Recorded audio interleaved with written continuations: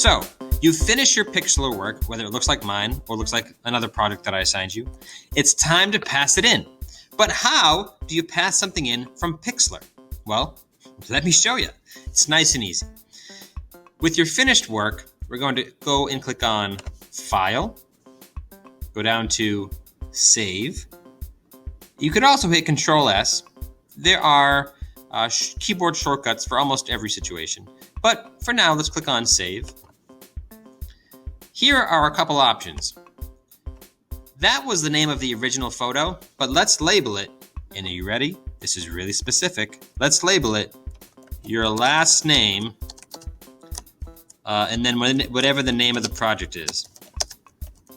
So if you just finished working on the green screen guy, you would not write name of the project.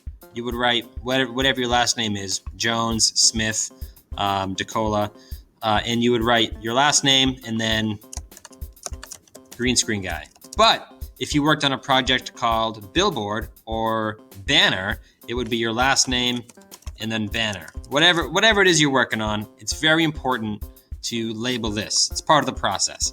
It's very important to have organization within your file names. So I will write here project name. Now, file type, I'm going to write PNG. I think PNG is a higher quality file name. And you know what, just for a second, to go back to the file name, I just want to really double check that you know to do not write the words last name. You want to write whatever your personal last name is. And do not write project name. You want to write whatever the name is of the project that you're working on. I just want to make sure that, because from experience, I've gotten a few last name - project names passed in. So, PNG, the image width and height is already set to the default of whatever this is, so you're good with that. Now, are you ready? Download. So, the reason it says download as opposed to save is because unlike with other photo editing programs such as GIMP, which we've used in the past, you're actually taking it off the internet and saving it to your computer, your Chromebook. Now, in this scenario, we have now saved it to our downloads folder. Let me show you how to find it. If you scroll down and click on the search circle and type in files, it'll be right here. And there it is. Okay, files. Now, if you remember, I did label mine last name.project name. Okay, so now that I've found the actual finished file, what do I do with it? What do I do with it? Well, you want to pass it in to two places. Number one, your digital portfolio. So my digital portfolio is labeled DeCola Digital Portfolio because that's my last name and that's the name of the file. You should have a folder in here for whatever grade you're currently in. If you're in 6th grade, you're going to pass it into the 6th grade folder. Same thing with 7th and 8th.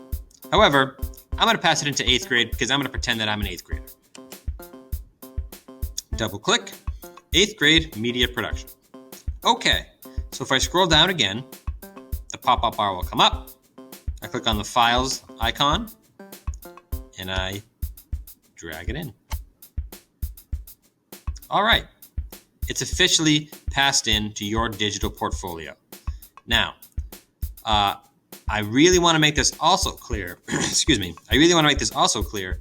You also have to pass it into the class folder, which I can't really show you right here, but on your agenda, there will always be a link to pass it in to the class folder.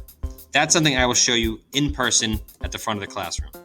However, that's pretty much it. That's how you save / download your finished work and pass it into your digital portfolio.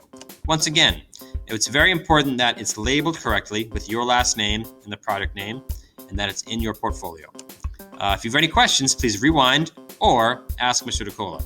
Have a phenomenal day. Good luck.